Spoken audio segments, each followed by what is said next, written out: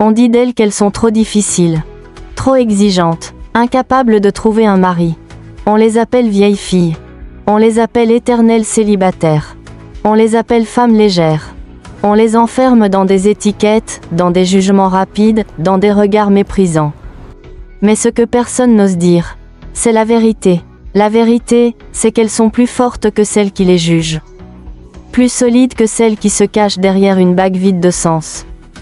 Plus courageuses que celles qui subissent en silence, juste pour sauver les apparences. Parce que refuser un mariage toxique, ce n'est pas un échec. Non, c'est une victoire intime. C'est un acte de résistance contre une société qui veut t'éteindre. C'est un acte de survie contre un système qui préfère ton silence à ton éclat. C'est un acte de courage, pur, brut, indestructible. Alors, femmes ambitieuses, ce message est pour vous. Pour toutes celles qu'on a traitées de rebelles, de difficiles, de femmes ingérables. Pour toutes celles qui, au lieu d'accepter la prison dorée d'un faux bonheur, ont choisi la liberté. Et vous qui critiquez, écoutez bien. Cette vidéo risque de vous déranger, de heurter vos certitudes, de fissurer vos illusions. Écoute-moi attentivement. Ton subconscient est une éponge. Et là, maintenant, à cet instant précis, il enregistre chaque mot que je prononce. Chaque syllabe descend en toi. Chaque phrase s'imprime dans ton esprit. Alors grave ceci en toi. Tu n'es pas célibataire par échec. Tu es célibataire par puissance. Retiens bien ces mots, car ils ne sont pas une excuse. Ils sont une révélation. Parce qu'un diamant n'accepte pas d'être vendu comme du verre. Un diamant n'accepte pas d'être posé dans une vitrine de pacotille. Un diamant ne s'abaisse pas au prix du plastique. Et toi, femme, tu es ce diamant. Parce qu'une femme qui s'est relevée 1000 fois refuse de retomber dans la boue. Parce qu'une femme qui a essuyé ses larmes de ses propres mains ne tolérera plus qu'on les fasse couler inutilement. Parce qu'une femme qui a marché seule dans la nuit apprend à briller par elle-même. Parce qu'une reine, même seule, reste une reine. Une reine sans couronne vaut plus qu'une servante avec un roi. Une reine sans château reste une reine par son âme. Et une reine n'a pas besoin d'approbation. Car sa valeur est innée, éternelle, inaltérable. Imagine une femme. Pas n'importe quelle femme. Une jeune femme pleine de rêves, pleine d'espoir, pleine de confiance en l'amour. Elle tombe amoureuse tôt. Elle croit aux promesses. Elle croit au toujours et au jamais. Elle croit aux mots murmurés dans l'oreille, aux regards qui brillent, aux serments échangés sous la lune. Elle donne tout, son temps, son énergie, son cœur, sa loyauté, son corps, son âme. Mais un jour, le voile tombe. Elle découvre la trahison. Un message caché, une absence inexpliquée, une vérité qu'on ne peut plus dissimuler. Et parfois, pire encore, elle découvre qu'elle partage sa vie non pas avec un partenaire, mais avec un bourreau silencieux. Un homme qui ne la respecte pas. Un homme qui l'éteint jour après jour. Un homme qui la diminue avec des mots acérés. Un homme qui la détruit lentement, par le mépris, par l'indifférence, par la cruauté déguisée en amour. Alors, elle prend une décision. Une décision que la société considère comme un crime. Elle se libère. Elle brise les chaînes. Elle dit non. Non à l'humiliation. Non à la destruction. Non au mensonge. Mais à quel prix? Les regards accusateurs. Les jugements rapides. Les murmures acérés à la sortie de l'église. Elle n'a pas su garder son homme. Elle finira seule. Elle n'est pas une femme respectable. Et pourtant, malgré ses flèches empoisonnées, elle ne tombe pas. Au lieu de se briser, elle s'élève. Au lieu de mourir intérieurement, elle renaît. Elle lit. Elle prie. Elle consulte. Elle écrit. Elle pense ses plaies avec patience, avec courage, avec persévérance. Elle reconstruit son identité, morceau par morceau, comme on reconstruit une cathédrale après un incendie. Et petit à petit, elle se relève. Chaque jour, elle apprend à sourire à nouveau. Chaque jour, elle reprend confiance en son reflet dans le miroir.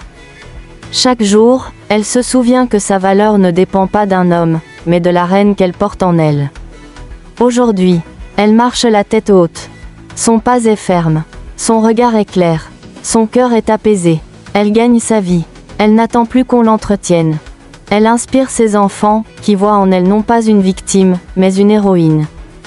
Elle rayonne d'une lumière que rien ni personne ne peut éteindre. Et pourtant, la société ose encore la pointer du doigt. Parce que la société préfère une femme soumise qu'une femme debout. Parce que la société préfère une femme enchaînée qu'une femme libre. Parce que la société n'a pas encore compris que sa force dérange. Mais toi qui m'écoutes, ouvre les yeux. Est-ce que tu ne vois pas? Est-ce que tu ne comprends pas? Cette femme n'est pas une déchue. Elle est une survivante. Elle est une guerrière. Elle est une reine née de ses propres cendres.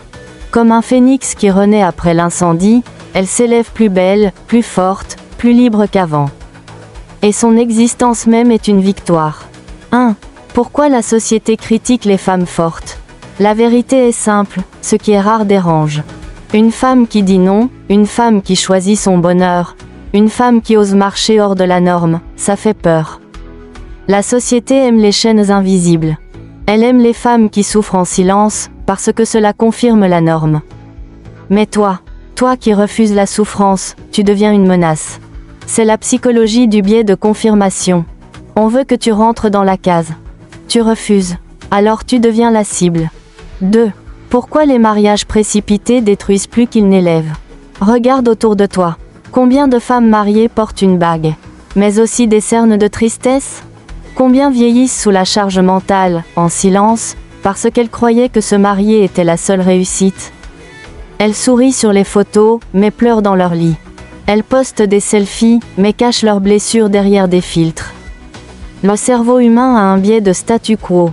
Les femmes malheureuses veulent que tu fasses comme elles. Pour valider leur choix, elles t'encouragent à courir vers un précipice, juste pour ne pas tomber seule. 3. Ce que veulent vraiment les femmes célibataires ambitieuses. Non, elles ne veulent pas être seules. Elles veulent un homme capable. Un pourvoyeur viril. Un leader stable. Un homme qui n'a pas peur de la réussite de sa femme. Un homme qui comprend qu'aimer une femme forte, ce n'est pas perdre sa place. C'est régner avec elle. C'est la neuroscience de la hiérarchie naturelle. Une femme veut admirer son homme, pas l'entretenir. Et lorsqu'elle le trouve, sa soumission devient naturelle. Non par contrainte, mais par admiration. Non par peur, mais par respect. 4. L'ADN des femmes puissantes. Ces femmes ne sont pas des ratées. Ce sont des survivantes. Elles ont connu la trahison, l'abandon, les abus. Elles ont guéri leurs blessures par la thérapie, la foi, la discipline. Elles ont stoppé l'hémorragie intérieure. Leur subconscient est programmé pour protéger leur paix. Elles ne laisseront plus jamais personne détruire ce qu'elles ont reconstruit. Voici comment toi, femme célibataire ambitieuse, tu peux transformer ta position en victoire. Affirme ton identité, répète chaque jour, je préfère être seule que mal accompagnée. Travaille ton empire personnel, carrière, santé, spiritualité, finances. Choisis ton cercle, éloigne-toi des femmes toxiques qui critiquent. Approche celles qui élèvent. Éduque ton regard sur les hommes, cherche des actes, pas des paroles. Apprends à te valoriser, si tu ne fixes pas tes standards, quelqu'un d'autre les fixera à ta place. Tu n'as rien à prouver. Tu n'as rien à justifier. Femme, assez. Assez de nous juger entre nous. Assez de nous comparer. Assez de faire croire qu'une bague définit notre valeur. Un homme célibataire n'est jamais jugé par ses pairs. Alors pourquoi les femmes devraient-elles s'entre-déchirer? Haute appel à une nouvelle ère, celle de la solidarité féminine. Celle où une femme mariée tend la main à sa sœur célibataire. Celle où nous célébrons toutes les victoires, qu'elles soient personnelles, professionnelles ou familiales. Répète après moi, maintenant, je suis une femme libre, ambitieuse et puissante. Je refuse les chaînes de la société encore une fois. Je suis une femme libre, ambitieuse et puissante. Je refuse les chaînes de la société. Une dernière fois. Je suis une femme libre, ambitieuse et puissante. Je refuse les chaînes de la société. Écris-le en commentaire, scelle-le en toi. Et si tu veux aller plus loin, rejoindre un cercle de femmes qui se relèvent et brillent ensemble. Découvre l'Académie Dynastie Féminine. Parce que ta vie mérite plus qu'un rôle secondaire. Parce que toi aussi, tu es né pour être une étoile resplendissante.